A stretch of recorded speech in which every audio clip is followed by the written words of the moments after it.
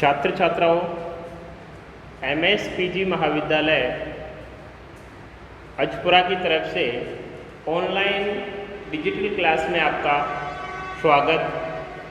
अब इसमें अपने ऑनलाइन डिजिटल क्लास में अपना जो टॉपिक चल रहा था BA part second human geography यानी मानव भूगोल। इस मानव भूगोल ने इससे पहले अपने यानी मानव भूगोल के मूल सिद्धांत, मानव भूगोल के स्ट्रक्चर, उसके बारे में अपने अध्ययन किया था। तो आज जो अपना टॉपिक है वो है रूरल सेटलमेंट यानी ग्रामीण अधिवास। ग्रामीण अधिवास। अब ग्रामीण अधिवास ये क्या सामाजिक बेस पे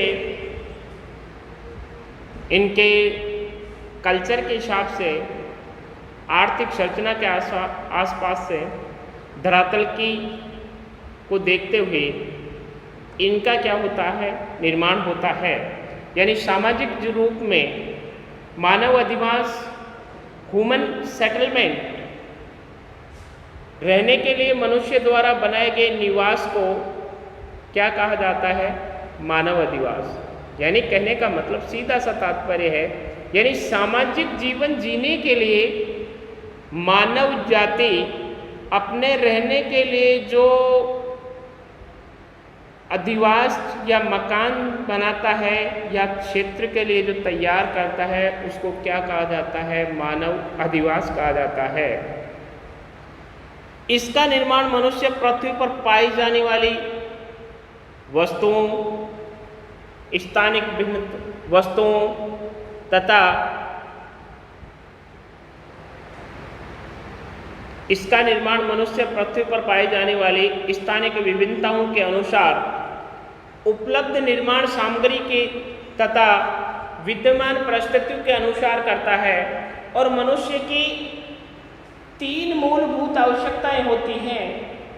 वो 3 मूलभूत आवश्यकताएं हैं रोटी, कपड़ा और मकान। यानी मनुष्य जीवन जीने के लिए सबसे पहले जो मूलभूत आवश्यकताएं हैं रोटी यानी भोजन, उसके बाद में कपड़ा यानी वस्त्र, और वस्त्र के पश्चात उनको रहने के लिए क्या चाहिए, आवास चाहिए यानी मकान। तो 3 मूलभूत आवश्यकताएं हैं। 3 मूलभूत आवश्यकताएं को जब मनुष्य पूरा करता है तो उनमें जो मूलभूत आवश्यकताओं में ये तीसरे प्रकार की है, यानी अपने अधिवास भी कह सकते हैं, मकान भी कह सकते हैं, घरौंदा भी कह सकते हैं, ये सारे इसके अंतर्गत आते हैं। तो इसकी एक परिभाषा यानी हडसन के अनुसार, हडसन महोदय कहते हैं कि भूमि का वह भाग, हडसन महोदय के अनुसार परिभाषा, हडसन के अनुसार कि भूमि का वह भाग, भूमि का वह भाग जो मानव बसाव के उद्देश्य से, जो मानव बसाव के उद्देश्य से प्रयुक्त किया जाता है, प्रयुक्त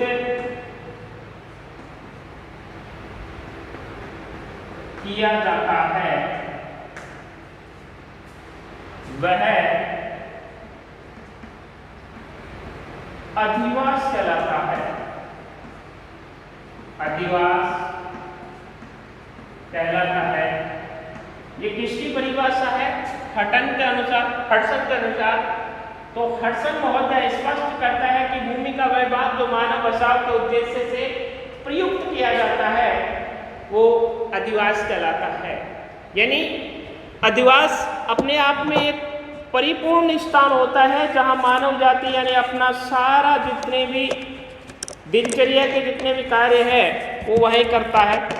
अब जो ग्रामीण अधिवास है, रूरल सेटलमेंट है, इसका तात्पर्य उस अधिवास से होता है जिनके अधिकांश निवासी अपने जीवन यापन के लिए भूमि के विधोन यानी भूमि में जो कृषि कार्य पर निर्भर करते हैं। अर्थात इनके निवासियों के मुख्य उद्यम जैसे कृषि करना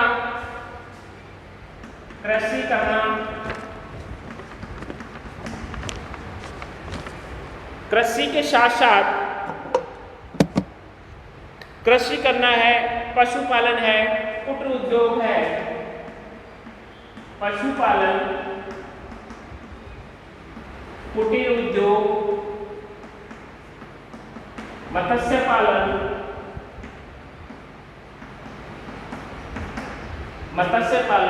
लकड़ी काटना,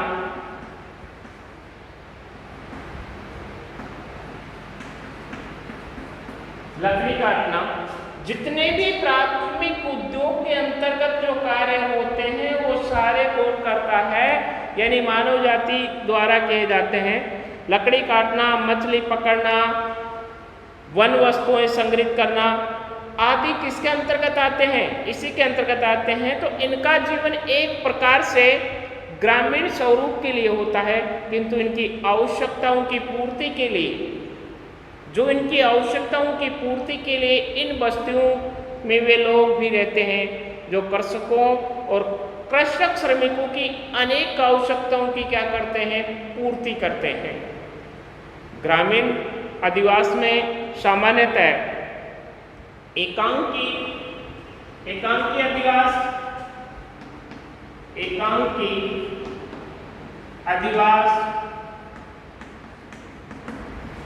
एकांकी अधिवास हो गया।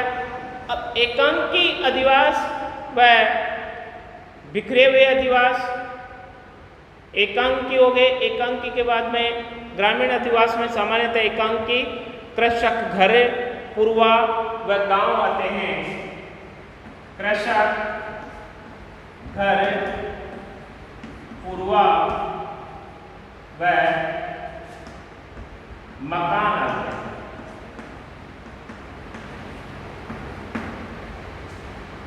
यानी एकांकी का मतलब एकांत में जो मकान बनाया जाता है, जो रहने के लिए अपना स्थान चुनता है, उसको एकांकी अधिवास कहा जाता है।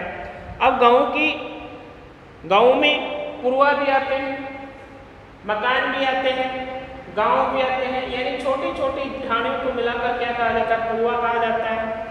और पूर्वाओं को मिलाकर एक पूरा क्या बन जाता है? एक गांव बन जाता है। और गांवों को मिलाकर एक क्या बन जाती है? ग्राम पंचायत बन जाती है। और ग्राम पंचायत को मिलाकर यानी कई ग्राम पंचायतों को मिलाकर एक पंचायत समिति का क्या हो जाता है? निर्माण हो जाता है।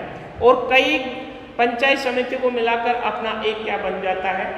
डिस्ट्रिक्ट बन जाता है, जिला बन जाता है। और कई जिलों को मिलाकर अपना क्या बनता है? एक स्टेट बनता है। और स्टेटों को मिलाकर क्या बन गया? एक अपना भारत, यानी पूरा अपना एक पूरा देश का क्या हो गया? निर्माण हो गया। अब धीरे धीरे ये अधिवास के माध्यम से धीरे धीरे इसका क्या होता गया?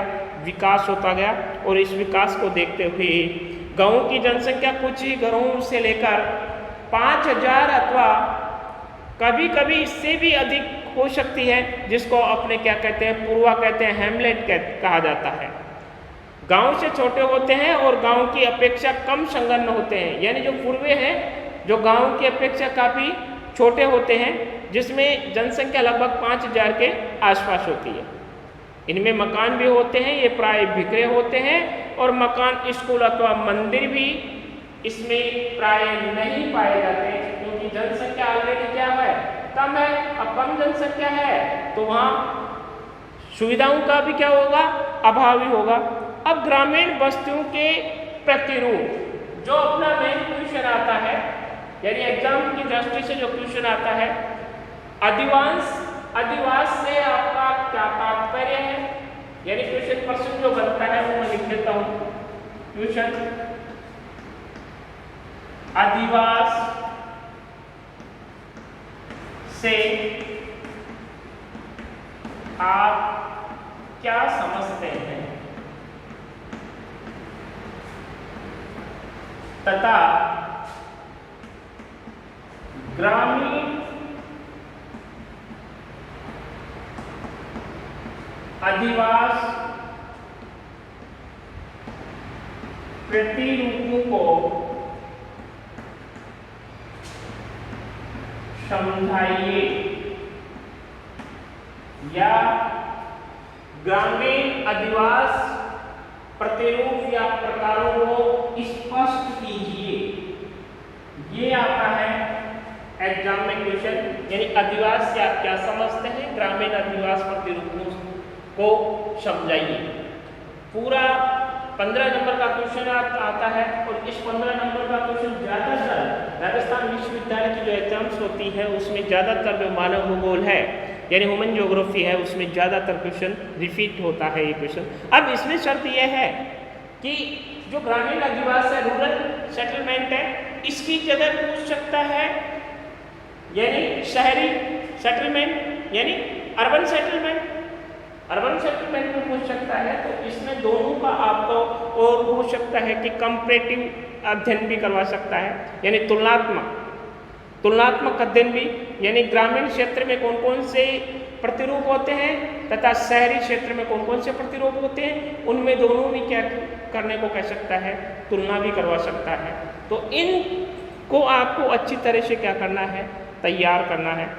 तो अब जो ग्रामीण बस्तियों के प्रतिरूप में, इसमें ग्रामीण बस्तियों के बचाव में भौगोलिक कारकों का स्पष्ट प्रभाव देखने को मिलता है। यानी भौगोलिक कारक, अब भौगोलिक कारक से आपका तात्पर्य है सीधा सा है, यानी भौगोलिक कारक जैसे मान के चलो ये धरातल का उच्चावचन। अब जहाँ पर धरातल समतल है उस क्षेत्र पर यानी अपना जो सेटलमेंट है, अपना अधिवास है, वो आराम से बना सकता है जहाँ समतल क्षेत्र है। और जो पहाड़ी क्षेत्र हैं, पहाड़ी क्षेत्रों पे क्या होता है कि अधिवास यानी मकान बनाने में क्या होती है, काफ़ी व्यवधान होता है। इसलिए सबसे ज़्यादा प्रभावित करता है ग्रामीण अधिवास को, तो वो कारक है धरातल यानी उच्चावच काफ़ी। फिर उसके पश्चात जो दूसरा अफेक्टेड कारण है वो है जलवायु यानी क्लाइमेट भी प्रभावित करता है। जैसे मानकर चलो जो जैसलमेर है, तो जैसलमेर में अपने रहने के लिए उपयुक्त स्थान नहीं माना जाता। क्यों नहीं माना जाता? क्योंकि वहाँ पानी की व्यवस्था भी नहीं है, जलवायु काफ़ी गर्म है और सर्दी के दिनों में काफ़ी सर्दी पड़ती है। तो वो मानव के अनुकूल नहीं होने के कारण से वहाँ क्या है, वहाँ से लोग क्या कर रहे हैं, पलायन कर रहे हैं। तो उस क्षेत्र में जो अधिवास है वो बिखरे हुए अधिवास पाए जाते हैं, बिल्कुल छितरे हुए, जिसको अपने बोलते हैं छितरे हुए अधिवास पाए जाते हैं। तो इनको ध्यान में रखते हुए कहीं भी रेखीय तो कहीं भी गोलाई आदि आकार बस्तियों के अधिवास प्रतिरूप बनते हैं, जिसमें अपना पहला प्रतिरूप है रेखीय अथवा पंक्तिनुमा अधिवास, रेखीय अथवा पंक्तिनुमा अधिवास।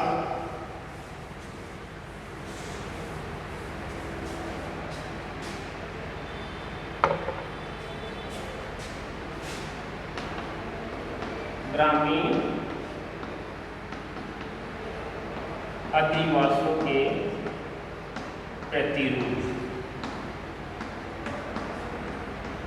जिसमें फर्स्ट है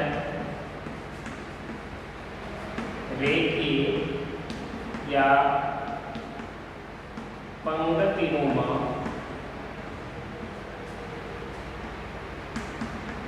अधिवास, जिसको लीनियर भी कह सकते हैं, LINEAR, लीनियर सेटलमेंट।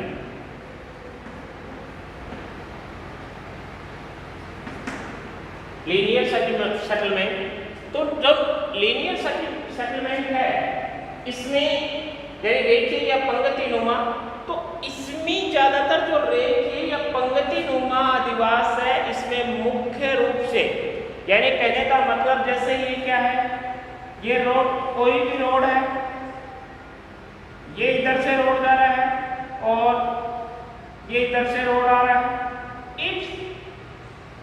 इस रोड के किनारे किनारे, यानी इस रोड के किनारे किनारे जितनी भी बस्तियों का डेवलपमेंट हो रहा है, उनको कौन सा प्रकार कहा जाएगा? उनको लीनियर, रेखीय या पंक्तिनुमा अधिवास, इंग्लिश में बोले तो लीनियर सेटलमेंट। तो जो ये अधिवास बन रहा है, ये प्रकार बन रहे हैं, ये कौन से अधिवास के हो गए? ये मुख्य रूप से कौन से अधिवास के हो गए? ये पंक्तिनुमा या रेखीय, यानी एक रेखा के समांतर जो अधिवासों का निर्माण होता है उसको रेखीय या पंक्तिनुमा अधिवास कहा जाता है। तो ये हो गया, यानी ये किसी भी रोड या रेलवे के समांतर बनने वाले अधिवासों को मुख्य रूप से क्या कहा जाता है? लीनियर या रेखीय अधिवास।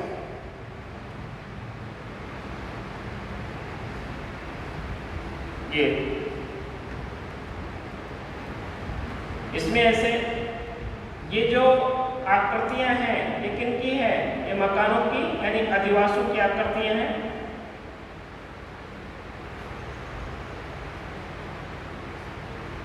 ये आकृतियां हैं, तो इसको आपने नाम दे दिए रेखीय या पंक्तिनुमा अधिवास। मुख्य रूप से समझने की बात यही है कि इसमें यानी सबसे ज्यादातर गांव किसी सड़क के दोनों ओर व नदियों के ऊंचे उठे हुए भाग या नहरों के किनारे पर, सकरी घाटी के समांतर अथवा किसी सोते यानी झरना के किनारे एक पंक्ति के रूप में क्या होते हैं? बसे हुए होते हैं। इस प्रकार के गांवों में मकान प्राय एक या अनेक पंक्तियों में मिलते हैं या बने हुए होते हैं। उसको क्या कहा जाता है? लीनियर अधिवास। उसको क्या कहा जाता है? लीनियर अधिवास या रेखीय या पंक्तिनुमा अधिवास। अब इसके बाद में जो दूसरा अधिवास है, अरीय या त्रिज्याकार प्रतिरूप। दूसरा, सेकंड, अरीय या त्रिज्याकार प्रतिरूप।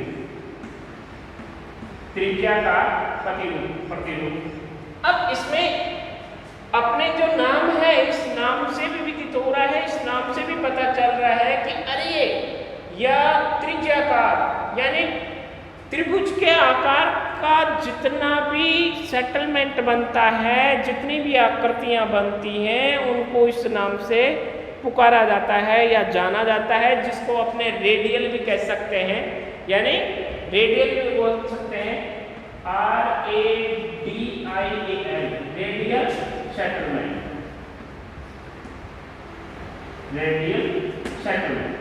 तो ये जो रेडियल सेटलमेंट है, अरे ये त्रिभुजाकार, तो इसमें मुख्य रूप से यानी कोई भी जैसे एक कुंड है या तालाब है, यानी कोई भी मान के चलो ये आपके पास में ये तालाब है। अब इस तालाब के ये बीच में कोई भी शहर बन गया, ये शहर बन गया, ये रोड जा रही है। अब इन रोड के आसपास जितने भी अधिवास बने उनको क्या कहा जाता है? त्रिभुजाकार या अरीय, त्रिभुजाकार या अरीय अधिवास।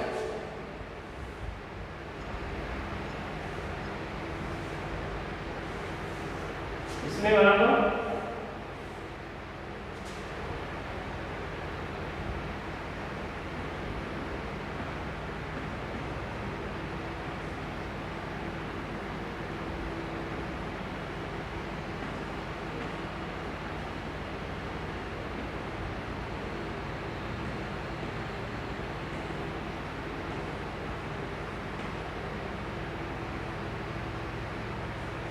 ये हो गया त्रिज्यीय या अरीय सेटलमेंट।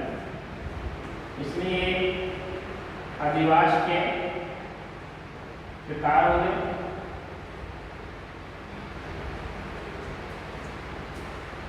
इसके बाद इसमें जो मेन बात है, जिन स्थानों पर कई सड़क मार्ग आकर मिलते हैं, यानी कि ये क्या मिल रहे हैं, सड़क मार्ग मिलते हैं आकर मिल रहे हैं, यानी जिन स्थानों पर कई सड़कें मार्ग आकर मिल रहे हैं वहाँ कृषि वस्तुओं के आदान प्रदान की सुविधाएं मिल रही हो, ऐसे मिलन बिंदुओं पर गांवों का श्री गणेश होता है, यानी गांवों का क्या होता है, विकास होता है। इनमें मकान सड़कों के सारे बनाए जाते हैं जो चौराहे पर जाकर आपस में क्या होते हैं, मिल जाते हैं, आपस में क्या हो रहे हैं, मिल रहे हैं। तो इसमें जो मूलभूत जो क्या है, यानी ये तो क्या है, सुविधाओं का क्या हो रहा है, डेवलपमेंट हो रहा है, जैसे सड़क सुविधाएं, पानी की सुविधा, पानी के बाद में लाइट सुविधा, लाइट के बाद में सब्जी मंडी, इन चीजों की जहां पर सुविधा प्राप्त हो रही है उन क्षेत्रों में मुख्यतः अरे या त्रिज्या प्रतिरूप का क्या होता है, विकास होता है। अब है तीसरा, तीरनुमा अथवा लंबाकार प्रतिरूप। तीरनुमा अथवा लंबाकार प्रतिरूप। अब इसके नाम से भी पता चल रहा है कि तीरनुमा अथवा लंबाकार प्रतिरूप। तो तीर, अपने जो तीर होते हैं, तीर के समान जैसे आकृति बनती है उसको तीरनुमा प्रतिरूप कहा जाता है। तो तीर की जैसे आकृति है, जैसे मान के चलो ये क्या है, ये तीर है, तीर का जो अगला वाला नोक है ये तीरनुमा, ये आकृति बन गई। तो इसमें जो मकानों का जो निर्माण हो रहा है, अधिवासों का निर्माण हो रहा है, उनको क्या कहा जाता है, तीरनुमा अथवा लंबाकार प्रतिरूप या अधिवास। ये हो गए तीरनुमा अधिवास।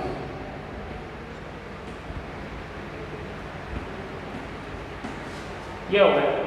अब जो तीरनुमा अधिवास है मुख्य रूप से कौन से क्षेत्र में बनाए जाते हैं, यानी एरोटाइप्स ऑफ, एरोटाइप्स इसको बोलते हैं इंग्लिश में एरोटाइप्स।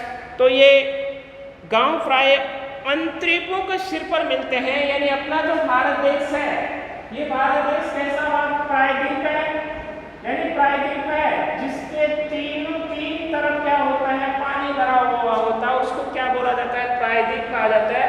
तो अपना जो भारत है उपमहाद्वीप कहलाता है। तो इसका जो दक्षिण का जो सिरा है, यानी दक्षिणतम बिंदु है, उस दक्षिणतम बिंदु पे यानी निचले वाले पार्ट पे यदि चारों तरफ कोई बस्ती का निर्माण करे तो वो कौन सा तीरनुमा कहलाएगा।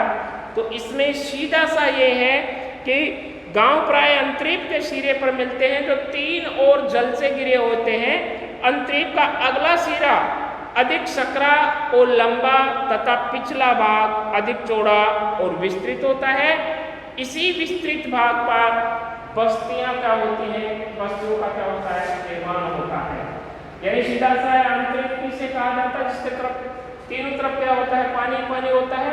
तो भारत इसका क्या है उदाहरण, सीधा सा उदाहरण है, क्योंकि भारत का जो पार्ट है एक तरफ क्या है अरब सागर है, दूसरी तरफ बंगाल की खाड़ी है और नीचे क्या है यानी हिंद महासागर है। तो इस वाले पार्ट में जो महाद्वीपीय क्षेत्र है, इसमें जो डेवलपमेंट होगा, जो बस्तियों का विकास होगा, वो तीरनुमा प्रतिरूप के नाम से जाना जा सकता है। अब इसके बाद में जो फोर्थ है वो है तीरनुमा के बाद में चौथा है चौक-पट्टी या चौराहे पर बने गांव। चौक-पट्टी या चौराहे पर बने गांव और चौक-पट्टी या चौराहे पर बनेगा। अब जो चौकपट्टी वाला क्षेत्र है, ये चौकपट्टी वाला क्षेत्र मुख्य रूप से यानी इसमें जैसे मान के चलो ये स्थिति है,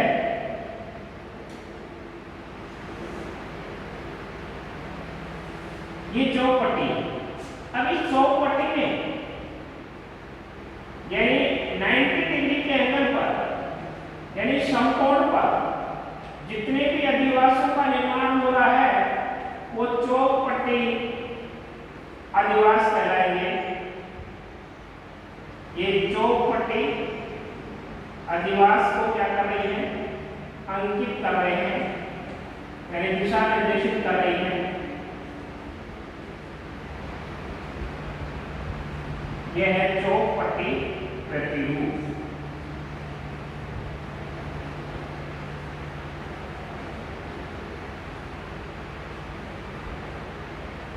ये चौकपट्टी प्रतिरूप, तो इसमें दो सड़कों के मिलन अथवा चौराहे पर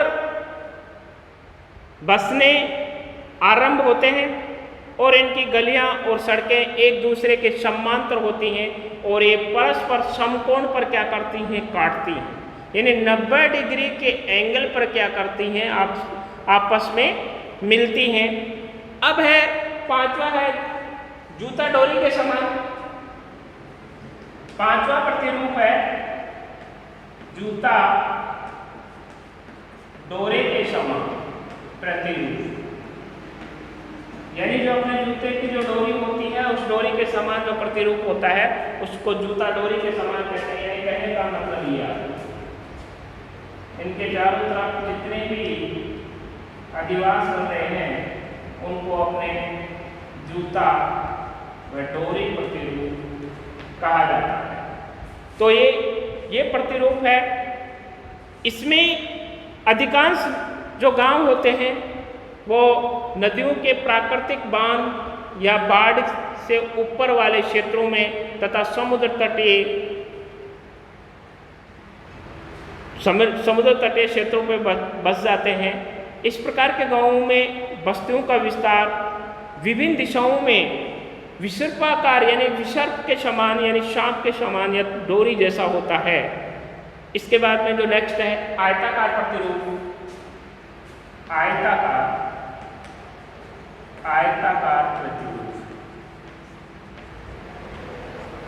ये जो आयताकार प्रतिरूप है इसमें